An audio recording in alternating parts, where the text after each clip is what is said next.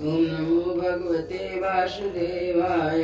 ओम नमो भगवते वासुदेवाय। ओम नमो भगवते वासुदेवाय। ओम नमो भगवते वासुदेवाय। ओम नमो भगवते वासुदेवाय। श्रीमद् भागवत महापुराण द्वितीय स्कंद। राजा परीक्षित का सृष्टि विषयक प्रश्न और सुखदेव जी का कथा आरंभ। सूत जी कहते हैं कि सुखदेव जी के वचन भगवत तत्व का निश्चय कराने वाले थे।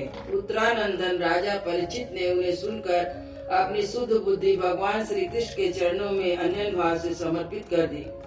शरीर, पत्नी, पुत्र, महल, पशु, धन, भाई बंधु और निष्कंटक राज्य में नित्य के अभ्यास के कारण उनकी दृढ़ ममता हो गई थी। एक ही क्षण में उन्होंने उस ममता का त्याग कर दिया और शौनक आदि ऋषियों को महामनस्वी परीक्षित ने अपने मृत्यु का निश्चित समय जान लिया था।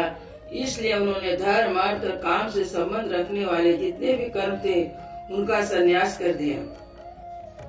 इसके बाद भगवान श्री कृष्ण में सुदृढ़ आत्मभाव को प्राप्त होकर बड़ी श्रद्धा से भगवान श्री कृष्ण की महिमा सुनने के लिए उन्होंने सुखदेव जी से ही प्रश्न किया जिसे आप लोग मुझसे पूछ रहे हैं। परीक्षित ने पूछा, भगवत स्वरूप मुनिवर, आप परम पवित्र और सर्वज्ञ हैं। आपने जो कुछ कहा वह सत्य उचित है। आप ज्यों ज्यों भगवान की कथा कहते जा रहे हैं त्यों तो मेरे अज्ञान का पर्दा फटता जा रहा है। मैं आपसे फिर यह जानना चाहता हूँ कि भगवान अपनी माया से इस संसार की सृष्टि कैसे करते हैं। इस संसार की रचना तो इतनी रहस्यमयी है कि ब्रह्मा आदि समर्थ लोकपाल भी इसके समझने में भूल कर बैठते हैं। भगवान कैसे इस विश्व की रचना और फिर संहार करते हैं। अनंत शक्ति परमात्मा किन किन शक्तियों का आश्रय लेकर अपने आप को ही खिलौने बनाकर खेलते हैं। वे बच्चों के बनाए हुए घरों की तरह ब्रह्मांड को कैसे बनाते और फिर किस प्रकार बात ही बात में मिटा देते हैं। भगवान श्री हरि की लीलाएं बड़ी ही अद्भुत अचिंत्य है।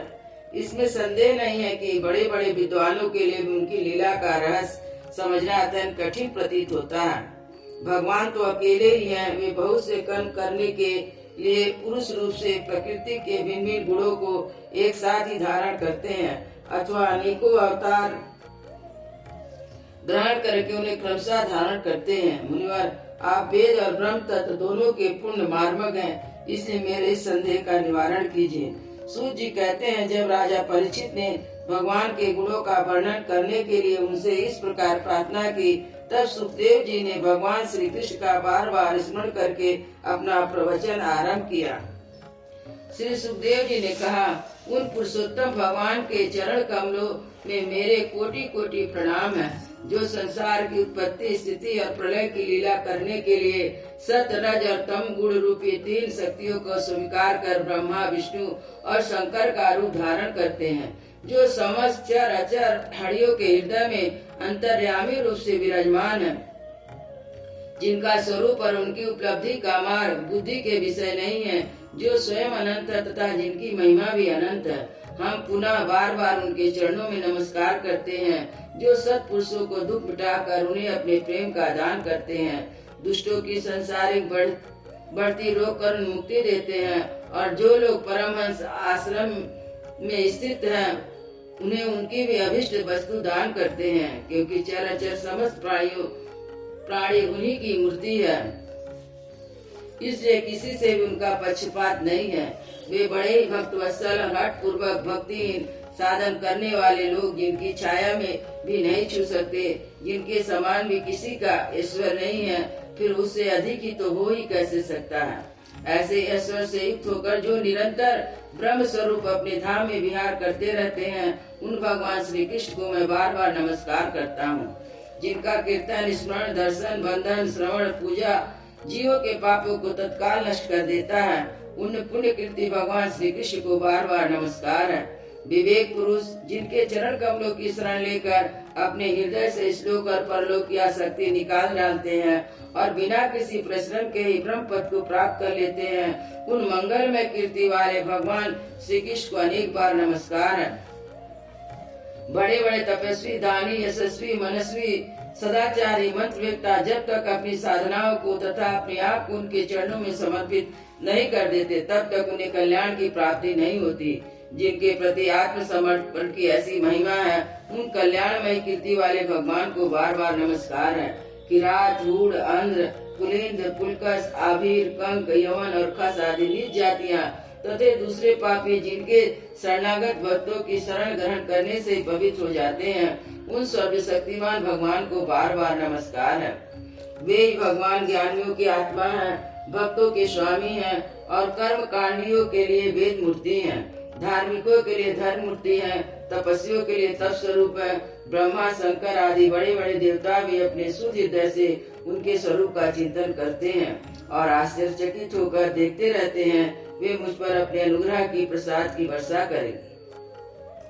जो समस्त संपत्तियों के स्वामी लक्ष्मी देवी के पति हैं, समस्त यज्ञों के भोक्ता और फलदाता हैं, प्रजा के रक्षक हैं और सबके अंतर्यामी और समस्त लोगों के पालन करता है, पृथ्वी देवी के स्वामी हैं, जिन्होंने यदुवंश में प्रकट होकर अंधक विष्णु यदुवंश के लोगों की रक्षा की तथा उन लोगों के एकमात्र आश्रय हैं। भक्त वत्सल सज्जनों के सर्व श्री कृष्ण मुझ पर प्रसन्न हो। विद्वान पुरुष जिनके चरण कमलों के चिंतन रूप समाधि से शुद्ध हुई बुद्धि द्वारा आत्म तत्व का साक्षात्कार करते हैं तथा उनके दर्शन के अनंतर अपनी अपनी मति और रुचि के अनुसार उनके स्वरूप का वर्णन करते रहते हैं, वे प्रेम और मुक्ति के लुटाने वाले भगवान श्री कृष्ण मुझ पर प्रसन्न हो। जिन्होंने सृष्टि के समय ब्रह्मा के हृदय में पूर्व कल की स्मृति जागृत करने के लिए उनकी ज्ञान की अधिष्ठात्री देवी को प्रेरित किया, वे अपने अंगों के सहित वेद के रूप में उनके मुख में प्रकट हुई। जो ज्ञान के मूल कारण भगवान मुझ पर कृपा करे, मेरे हृदय में प्रकट हो। भगवान इन पंच महाभूतों में से इन शरीरों का निर्माण करके इनमें जीव रूपी शयन करते हैं। 5 ज्ञान इंद्रिया, 5 कर्म इंद्रिया, 5 प्राण और 1 मन, इन 16 कलाओं से युक्त होकर जिनके द्वारा 16 विषयों का भोग करते हैं, वे सर्वभूत में भगवान मेरी वाणी को अपने गुणों से अलंकृत करें। संत पुरुष जिनके मुख कमल से मकरंद के समान झरती हुई ज्ञान में सुधा का पान करते रहते हैं, उन वासुदेव देवावतार सर्वक भगवान व्यास के चरणों में मेरा बार बार नमस्कार है। परिचित वेद गर्भ स्वयंभू ब्रह्मा ने नारद के प्रश्न पर यही बात कही थी जिसका स्वयं भगवान नारायण ने उपदेश दिया था और वही मैं तुमसे कह रहा हूँ। अयोध्या श्री राम लला की जय, वृंदावन बिहारी लाल की जय, सतगुरु महाराज की जय।